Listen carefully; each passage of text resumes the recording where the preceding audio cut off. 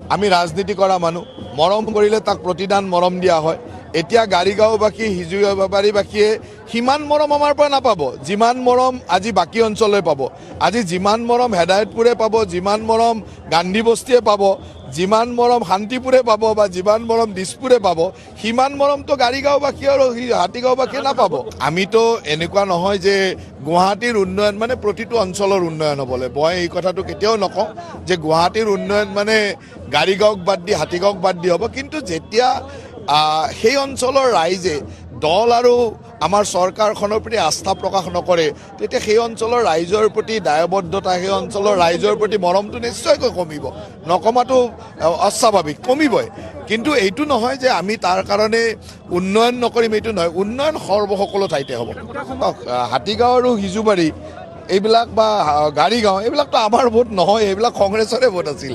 কংগ্ৰেছকে যুগে যুগে দি আহিছিল আৰু সেই ভোটবিলাক এতিয়া কংগ্ৰেছৰ পৰা AJP বা আপলৈকে গৈছে। তাত আমাৰ ইমান চিন্তা কৰিবলগীয়া নাই। কিন্তু আমি বিচাৰিছিলোঁ যে গাড়ীগাঁওবাসী আৰু হাতীগাঁওবাসী বা হিজুবাৰীবাসীয়েও এইবাৰ উন্নয়নৰ স্বাৰ্থত ভাৰতীয় জনতা পাৰ্টি অসম গণ পৰিষদৰ লগত থাকক, হিমন্ত বিশ্ব শৰ্মাৰ নেতৃত্বত বিকাশৰ লগত থাকক, সেইটো আমি বিচাৰিছিলোঁ।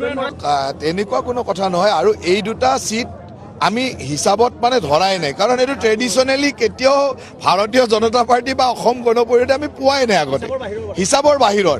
এইবাৰ চেষ্টাটো আছিল পাওঁ নেকি, তাৰ কাৰণে আমি অলপ কষ্টও কৰিছিলোঁ, চেষ্টাও কৰিছিলোঁ। আমি ৰাজনীতি কৰা মানুহ মৰম কৰিলে তাক প্ৰতিদান মৰম দিয়া হয়।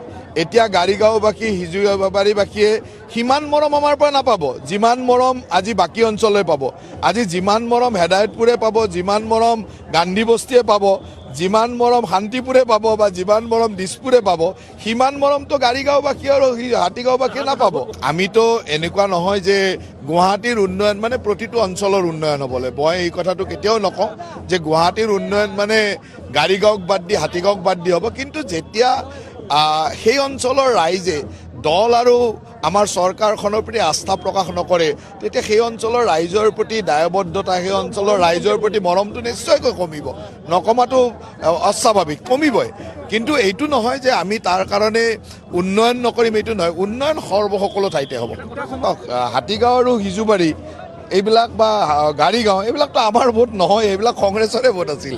কংগ্ৰেছকে যুগে যুগে দি আহিছিল আৰু সেই ভোটবিলাক এতিয়া কংগ্ৰেছৰ পৰা AJP বা আপলৈকে গৈছে। তাত আমাৰ ইমান চিন্তা কৰিবলগীয়া নাই। কিন্তু আমি বিচাৰিছিলোঁ যে গাড়ীগাঁওবাসী আৰু হাতীগাঁওবাসী বা হিজুবাৰীবাসীয়েও এইবাৰ উন্নয়নৰ স্বাৰ্থত ভাৰতীয় জনতা পাৰ্টি অসম গণ পৰিষদৰ লগত থাকক, হিমন্ত বিশ্ব শৰ্মাৰ নেতৃত্বত বিকাশৰ লগত থাকক, সেইটো আমি বিচাৰিছিলোঁ।